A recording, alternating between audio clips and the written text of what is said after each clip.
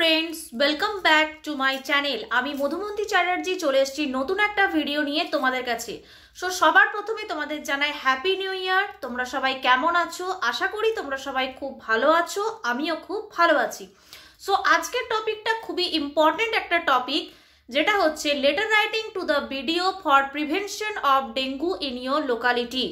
আগত মাধ্যমিক পরীক্ষার জন্য এটা কিন্তু খুবই ইম্পর্টেন্ট হতে চলেছে। তো চলো আর বেশি সময় নষ্ট না করে আমরা ডাইরেক্ট টপিকে প্রবেশ করি। তো তোমরা জানো যে এটা একটা অফিসিয়াল লেটার, সেজন্য অফিসিয়াল লেটারে যা যা ফরম্যাট আমাদেরকে কিন্তু এখানে মেনে চলতে হবে। তাহলে যেহেতু আমরা ভিডিওকে চিঠি লিখছি, তার জন্য প্রথমে আমাদের যেটা করতে হবে, বাঁ দিকে আমাদের লিখতে হবে টু দ্য ভিডিও।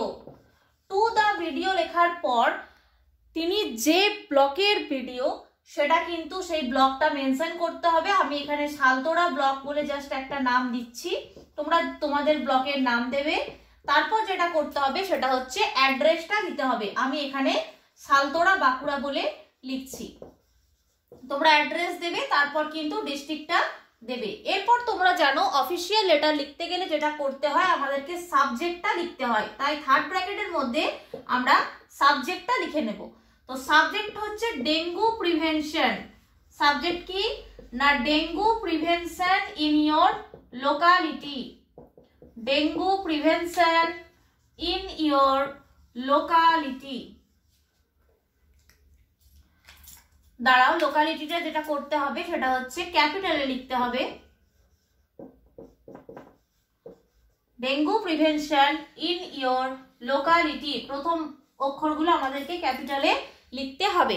তারপর আমাদের কি করতে হবে না, স্যার বলে সম্বোধন করতে হবে। স্যার বলে সম্বোধন করার পর আমরা কিন্তু লেটারে প্রবেশ করব। প্রথমেই আমাদের যেটা করতে হবে, আমাদের ফার্স্ট প্যারাটা আমরা এবার স্টার্ট করব। তোমরা নিয়ম জানো যে যেখান থেকে কমাটা স্টার্ট হচ্ছে সেখান থেকে আমাদের ফার্স্ট প্যারাটা স্টার্ট হবে। তাহলে কি লিখছি আমরা, দেখো না, উইথ ডিউ রেসপেক্ট, শ্রদ্ধার সাথে, আই কে না তোমার পরিচয়টা দিতে হবে। আমি এখানে নেম বলে লিখলাম, তোমরা কিন্তু তোমাদের নামটা লিখবে। এটা লেখার পর লিখবে এ হ্যাবিটেট অফ, বাসিন্দা, কোথাকার বাসিন্দা। আমি যেহেতু এখানে সালতোড়া ব্লক বলে মেনশন করেছি, তাই আমি এখানে সালতোড়া ব্লক লিখছি, কিন্তু তোমরা যেটা মেনশন করবে সেটা কিন্তু লিখবে। তাহলে কি হচ্ছে, শ্রদ্ধার সঙ্গে জানাচ্ছি আমি আমার পরিচয় দিয়ে, কে না আমি সালতোড়া ব্লকের বাসিন্দা। কি করছি না, would like to inform you, আপনাকে জানাতে চাই। Would like to inform you, আপনাকে জানাতে চাই। কি জানাতে চাই না, দ্যাট ইন আওয়ার এরিয়া বা লোকালিটি। দেখো কোশ্চেনে থাকবে ইন ইয়োর লোকালিটি, তো তোমাদেরকে লিখতে হবে ইন আওয়ার লোকালিটি। এখানে এক কাজ করবে, তোমরা ইয়রটা না লিখে আওয়ার লিখবে, কারণ যেহেতু তোমরা কোশ্চেনে তোমাদের ইয়র থাকবে, কিন্তু তোমাদেরকে লিখতে হবে আওয়ার। তাহলে কি বলছে না, শ্রদ্ধার সঙ্গে আমি, তারপর নামটা দিয়ে সালতোড়া ব্লকের বাসিন্দা জানাতে চাই যে আমাদের অঞ্চলে। ইন আওয়ার পর্যন্ত লেখার পর আমরা চলে আসবো নেক্সটে। তো চলো ততক্ষণ আমি ক্লিন করে নিই, তোমরা যারা স্ক্রিনশট নেবার নিয়ে নাও। চলে আসছি নেক্সটে। এখনো কিন্তু আমাদের ফার্স্ট প্যারাটা চলছে, তাই আমরা কিন্তু কোনো প্যারা চেঞ্জ করব না। সো ক্লিন করে চলে এসেছি। তো দেখো ইন আওয়ার, ইন আওয়ারের পর আমরা কি লিখবো না, ইন আওয়ার লোকালিটি, আমাদের অঞ্চলে। আমাদের অঞ্চলে কি হয়েছে না, dengue has broken out, dengue ছড়িয়ে পড়েছে। কেমন ভাবে ছড়িয়ে পড়েছে না, ইন অ্যান এপিডেমিক ম্যানার, মহামারী রূপে ছড়িয়ে পড়েছে। ইন অ্যান এপিডেমিক ম্যানার, কিসের জন্য না, due to bad sanitary condition. Due to bad sanitary condition, কারণ আমাদের অঞ্চলে যে পরিষ্কার পরিচ্ছন্নতার ব্যবস্থা সেটা কিন্তু খুবই খারাপ। Our area is very dirty, আমাদের অঞ্চল খুব নোংরা। আমাদের অঞ্চল খুব নোংরা। There are heaps of garbage. There are heaps of garbage here and there. এখানে সেখানে কিন্তু আবর্জনা রাখতে দেখা যায়। দেয়ার আর হিপস আর garbage here and there. Technical মিস্টেকের জন্য একটু পজ করতে হয়েছিল। ঠিক আছে, দেখো, there are heaps of garbage here and there. এখানে সেখানে কিন্তু কি দেখা যায় না আবর্জনা স্তূপ দেখা যায়। আর কি হয় না ড্রেনস আর আনকভার্ড। আর যেটা হয় সেটা হচ্ছে কি না নর্দমা গুলো কিন্তু ঢাকা দেওয়া নেই।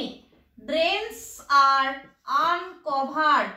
রাস্তাতে যে সমস্ত ম্যানহোল আছে বা নর্দমা আছে সেগুলো কিন্তু ঢাকা দেওয়া নেই। সো তার ফলে কি হয় না রোডস আর রাস্তা কি হয়ে যায় ওয়াটার লগড, জলে ভর্তি হয়ে থাকে। ওয়াটার লগড কোন সময় বিশেষ করে না স্পেশালি বিশেষ করে আফটার রেনি সিজন। বর্ষাকালের পর কিন্তু বিশেষ করে রাস্তাগুলো জলে ভর্তি হয়ে যায়।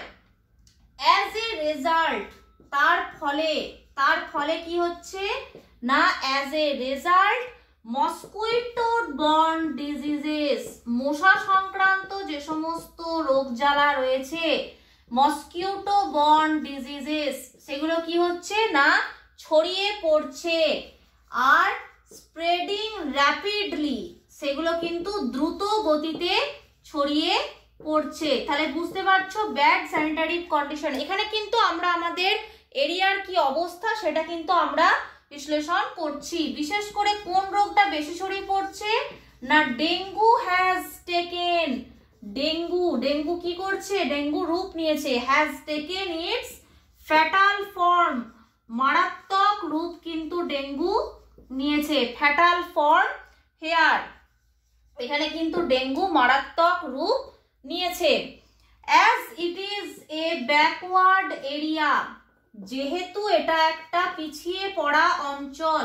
As it is a backward area, যেহেতু এটা একটা পিছিয়ে পড়া অঞ্চল। And most of the people, বেশিরভাগ মানুষই। তো চট করে তোমরা এটা দেখে নাও, তারপর আমি ক্লিন করে চলে আসছি। আশা করি তোমাদের এটা দেখা হয়ে গেছে। তো চটপট আমি এটাকে ক্লিন করে নিই।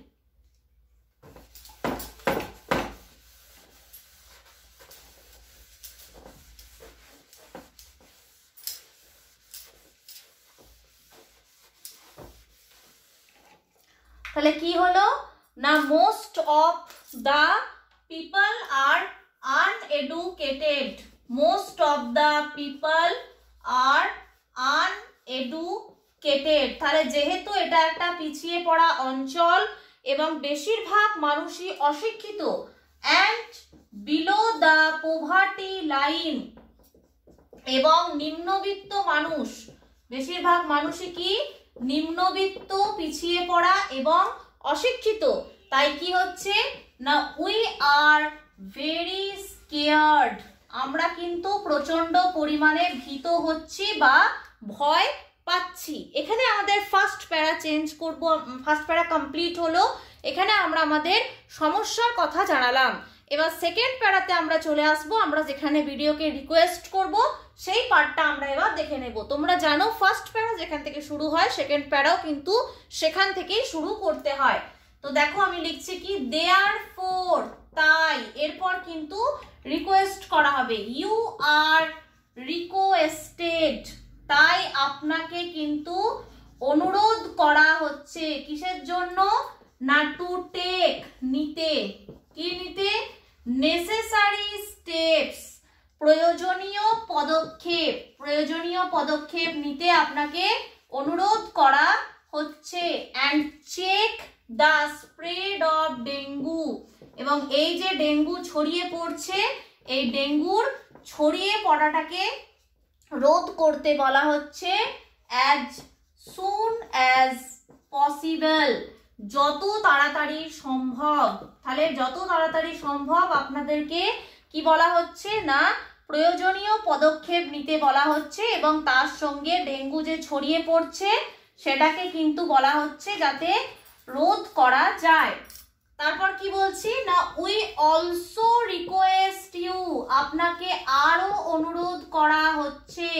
কিসের জন্য অনুরোধ করা হচ্ছে না to increase the health centres, to increase the health centres, আমাদের অঞ্চলে যে সমস্ত হেলথ সেন্টার আছে সেগুলোর সংখ্যা বাড়ানোর জন্য অনুরোধ করা হচ্ছে and improve the condition and to improve এবং আর কি অনুরোধ করা হচ্ছে না টু ইমপ্রুভ দ্য কন্ডিশন, কিসের কন্ডিশন, কার অবস্থা না of hospital in our locality অথবা এরিয়া, তোমরা যে কোনো একটা কিছু লিখতে পারো, ইন আওয়ার এরিয়া, এবং আমাদের অঞ্চলে যে হসপিটালটা রয়েছে তার অবস্থার উন্নতির জন্য কিন্তু আপনাকে অনুরোধ করা হচ্ছে। এখানে জাস্ট অনুরোধের পয়েন্টটা লেখার পর সেকেন্ড প্যারাটা আমাদের কমপ্লিট হলো।